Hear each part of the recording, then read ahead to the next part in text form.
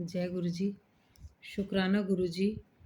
शिवरात्रि का त्योहार अपने दरबार में इतनी धूमधाम से मनवाने का शुक्राना गुरु जी।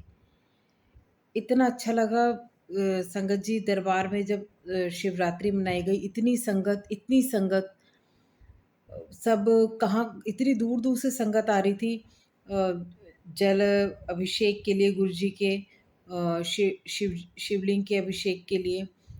देख के इतना अच्छा लग रहा था। जैसे कि गुरुजी ने बताया था कि उस दिन माता रानी, शिव जी, गणेश जी, नंदी जी, सब ने आना, तो उसलिए दरबार में इतनी ज़ोर शोर से तैयारियां पहले से ही चल रही थी। एक एक चीज़ का इतना ध्यान रखा गया था कि दरबार में वाइट वॉश हुआ, पेंट हुए, हर चीज़ वाइट अरेंज की गई, कर्टन, बेडशीट, माता रानी की गद्दी तैयार की गई। तो इतना अच्छा लग रहा था देख कर कि गुरुजी कैसे सेलिब्रेट करवा रहे हैं अपने दरबार में शिवरात्रि। एक एक चीज़ गुरुजी से पूछ कर की जा रही थी। तो जिस दिन शिवरात्रि थी उस दिन इतनी संगत थी वहाँ पर, देख के इतना अच्छा लग रहा था। और जैसे ही बताया गया था कि माता रानी ने आना है, 7:20 पर इतने ज़ोर शोर से माता रानी का, गणेश जी का वेलकम हुआ, और माता रानी की आरती शुरू की गई उस टाइम। तो मैं देख कर इतनी हैरान हो रही थी, मैंने कहा हम एक्चुअल में हम यही जानते हैं कि शिवरात्रि है तो शिव जी की आरती होगी, लेकिन हो माता रानी की आरती रही है इस टाइम पे। क्यों? क्योंकि उस टाइम पे माता रानी आई थी, इसलिए माता रानी की आरती की गई। और बहुत सी संगत ने इस चीज़ को पर्सनली एक्सपीरियंस भी किया, उनको महसूस भी हुई शक्ति, बहुत सी। और हमने तो ख़ैर देखा भी कि वहाँ का ऑरा ही बिल्कुल अलग हो गया था। गुरुजी ने ये चीज़ एक्सपीरियंस भी करवाई। इसी से जुड़ी एक बात कि रात को 12 बजे माता रानी की फिर आरती होनी थी। जैसे कि अंकल ने बताया था कि गुरुजी ने कहा है कि 12 बजे माँ फिर आएँगी। तो सबने अपनी थालियों में दिए सजाए थे माता रानी की आरती के लिए। तो उस टाइम जब बताया गया था कि पीछे शिव जी की आरती चल रही थी और बोला ये गया था कि ज़ोर-ज़ोर से ओम नमः शिवाय बोलते रहो, बस चुप मत होना, ज़ोर-ज़ोर से ओम नमः शिवाय बोलकर थाली घुमानी है। तो जैसे कि उस संगत के साथ मैं भी थी, तो हम थाली घुमा रहे थे। तो मैं ना थाली घुमाते-घुमाते मेरी आँख जैसे बंद हो रही थी बार-बार। तो मैं जैसे थाली घुमाते ध्यान कर रही थी गुरु जी का, तो ओम नमः शिवाय का ध्यान करूँ, तो मैं आँख बंद करूँ तो मुझे ऐसा लगे कि मेरी लेफ्ट साइड से ना मेरी थाली पकड़ के फिर कोई खींच रहा है। मैंने डर के मारे आँख खोली तो देखा कोई नहीं, सब अपना पूजा कर रहे थे खड़े होकर। मैंने फिर आँख बंद की, मैं थाली घुमाऊँ, फिर लेफ्ट साइड से मेरी थाली पकड़कर कोई खींचे। ऐसा करता कोई कोई एक ही साइड से थाली पकड़कर अपनी तरफ खींच रहा है। और मैं इतनी डर रही थी उस टाइम पे, मैंने कहा ये हो क्या रहा है मेरे साथ? कि ऐसा क्यों हो रहा है? तो बाद में जैसे अंकल से पूछा तो अंकल ने बताया कि गुरुजी खींच रहे थे थाली।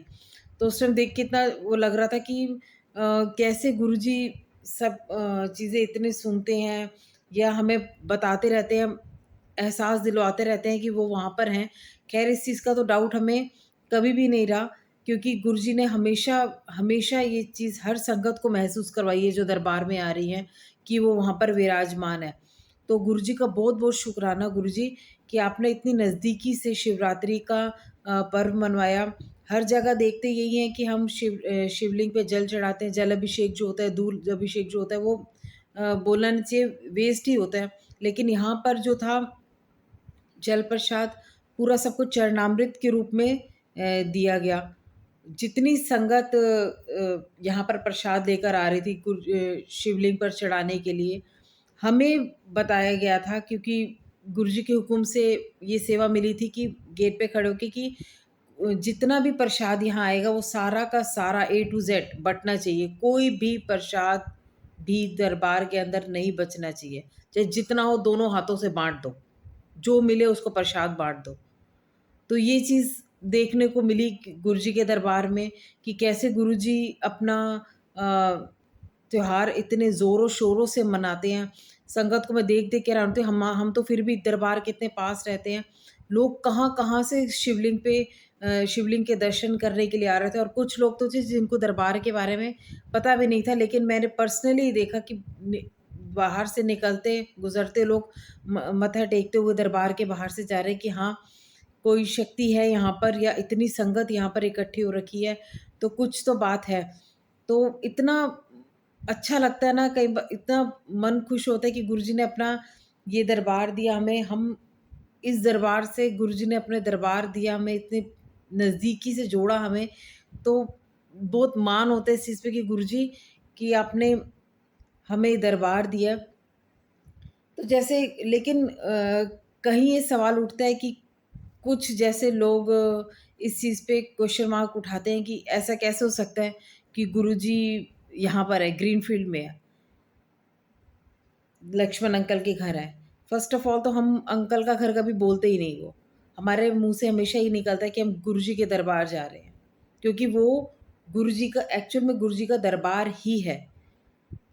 तो उसमें कोई वो चीज़ नहीं है। और दूसरी बात ये कि हम, चाहे मैं हूँ चाहे कोई भी है, हमारे मन में ये चीज़ कभी भी नहीं आनी चाहिए कि गुरुजी वहाँ क्यों है और कहीं, या हम पर्टिकुलर एक जगह का नाम बता देते हैं कि गुरुजी सिर्फ यहीं है और कहीं नहीं है। तो मैं उनसे ये सवाल करना चाहती हूँ कि उनको कैसे पता फिर कि गुरुजी सिर्फ एग्जैक्ट उसी जगह पर है और कहीं नहीं है।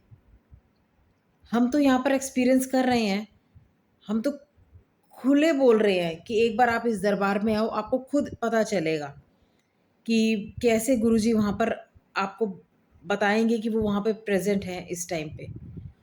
और रहा सवाल हमारी श्रद्धा का, ऐसे तो मंदिर, गुरुद्वारे, हर कितने गुरुद्वारे ऐसे हैं, कोई संगत किसी गुरुद्वारे में जा रही है, कोई किसी गुरुद्वारे में है, तो लेकिन वहाँ गुरु एक ही ना, गुरु ग्रंथ साहिब जी। मत्था टेकने तो एक ही को जाते हैं, लेकिन मान्यता है कि कोई किसी गुरुद्वारे में जाता है, कोई किसी गुरुद्वारे में जाता है। सिर्फ भाव और विश्वास है कि आपका जहाँ पर विश्वास ज़्यादा बना हुआ है। तो मैं भी बहुत मंदिर गई हुई हूँ और मुझे ये लगता है कि मुझे ब्लेसिंग नहीं गुरुजी की, जैसे कई संगत बोलती है कि हमें ब्लेसिंग में चरण स्वरूप मिले, गुरुजी का स्वरूप मिला, पेंडेंट स्वरूप मिला। तो मैं ये बात कहती हूँ कि मुझे ब्लेसिंग में गुरुजी का ही दरबार मिला है। गुरुजी ने साक्षात अपना दरबार दिया है, अपनी प्रेजेंस महसूस करवाई है। कितनी संगत ऐसी है जो यहाँ पर हील हो रही है, और यहाँ पे कोई पेड संगत नहीं है, या चाहे मैं भी क्यों ना हो, क्योंकि कमेंट बॉक्स में मैं भी ये बहुत सुनती हूँ कि स्क्रिप्टेड है, रियली है। तो वो चीज़ बहुत अजीब सी लगती है कि ऐसा क्यों है ये चीज़। मतलब अगर आप और किसी धार्मिक स्थल पे जाते हो, हमें वहाँ पर क्या भगवान दिखाई देते हैं? हम सिर्फ महसूस कर पाते हैं उन चीज़ों को, उस शक्ति को महसूस करते हैं कि जहाँ हमारी सुनवाई होती है, जहाँ हमें सुकून मिलता है। तो वही चीज़ यहाँ इसी दरबार में है, और यहाँ तो हमें दिखा रहे हैं गुरुजी साक्षात कि कितनी चीज़ें ऐसी हैं जो गुरुजी सबकी, मेरी नहीं, जो संगत यहाँ आई है, कोई संगत यहाँ से खाली नहीं गई है। ये सिर्फ और सिर्फ हमारे भाव की, हमारे विश्वास की बात है।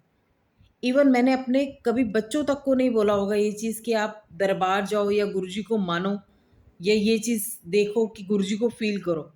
मैं हमेशा से यही चाहती थी कि जो मेरे फैमिली मेंबर्स हैं, मेरे बच्चे हैं, वो खुद फ़ील करें वो शक्ति, उनको पता चले कि एक्चुअल में क्या है।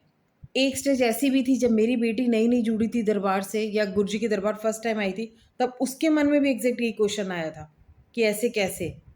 यहाँ कैसे? लेकिन ये सत्संग वो शेयर कर चुकी है पहले, बेटी मेरी, कि कैसे गुरुजी ने इमीडिएट उसको आंसर दिया था कि उसकी तबीयत खराब हुई थी, और वही लड़की जो क्वेश्चन मार्क कर रही थी यहाँ पर दरबार में, और उसको वही जवाब मिला कि उसका ट्रीटमेंट वहाँ हुआ, और एक बार नहीं, दसों बार वो अपना ट्रीटमेंट यहाँ करवा चुकी है, और उसका कहीं फेथ और है ही नहीं। तो ये चीज़ मेरी समझ में नहीं आती कि ऐसा क्यों कहा जाता है कि गुरुजी यहाँ क्यों? क्यों नहीं हो सकते? जब गुरुजी कोई संगत, कोई लोग बोलते हैं कि मेरे को गुरुजी ने ऐसे बोला, मुझे ये टेलीपैथी हुई गुरुजी ने, तो वहाँ गुरुजी हैं। और जहाँ विधि-विधान से एक-एक चीज़ इतनी विधि-विधान से होती है।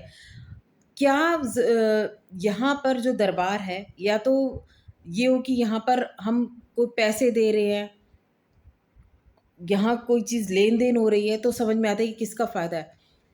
इस दरबार में जो भी चीज़ें हो रही हैं, अरेंज करी जाती है, वो सिर्फ़ और सिर्फ़ अंकल और अंकल की फैमिली अरेंज कर रही है। ए टू ज़ेड लंगर प्रसाद का जो भोग होता है, जो संगत जो आई होती है, कितनी संगत आई होती है, उनको चाय प्रसाद की सेवा, जल प्रसाद की सेवा जो हमेशा चली रहती है। किसको ज़रूरत है कि कोई अपने पर्सनल लाइफ़ छोड़कर वो इन चीज़ों में अपने इन्वेस्टमेंट करेगा? और इसमें फ़ायदा क्या है? मैं कोई अंकल के फ़ेवर में ये बात नहीं कर रही, मैं गुरुजी के लेकर ये बात कर रही हूँ कि जहाँ मैं मत्था टेकती हूँ, जिन गुरु से मुझे इतना मिला है, जिस दरबार से मुझे इतना मिला है, तो वहाँ मेरा फ़र्ज़ बनता है कि जो लोग पॉइंट आउट करते हैं इस चीज़ में कि यहाँ गुरुजी कैसे हो सकते हैं, तो मेरा फ़र्ज़ बनता है कि मैं भी वहाँ जवाब दूँ। क्योंकि जब हम अपने माँ-बाप के खिलाफ नहीं सुन सकते, तो हम अपने गुरु के खिलाफ के प्रेज़ेंस के क्वेश्चन मार्क कैसे सुन सकते हैं? तो जिनको भी इस चीज़ का डाउट है कि यहाँ गुरुजी कैसे हैं, तो हाथ जोड़ के विनती है कि एक बार इस दरबार में आके मत्था टेको, आपको खुद पता चल जाएगा। और आना तो विश्वास के साथ आना कि आपको खुद पता चलेगा कि गुरुजी यहाँ कैसे हैं। तो गुरुजी बहुत-बहुत शुकराना। और जो चीज़ आप हमेशा बोलते हो ना कि आई एम पॉसिबल, वो चीज़ आपने इस दरबार में दिखाई है कि सच में गुरुजी आप हर आपके लिए कुछ भी इम्पॉसिबल नहीं है। तो बहुत-बहुत शुकराना गुरुजी, ये दरबार देने का शुकराना, हर चीज़ का शुकराना गुरुजी।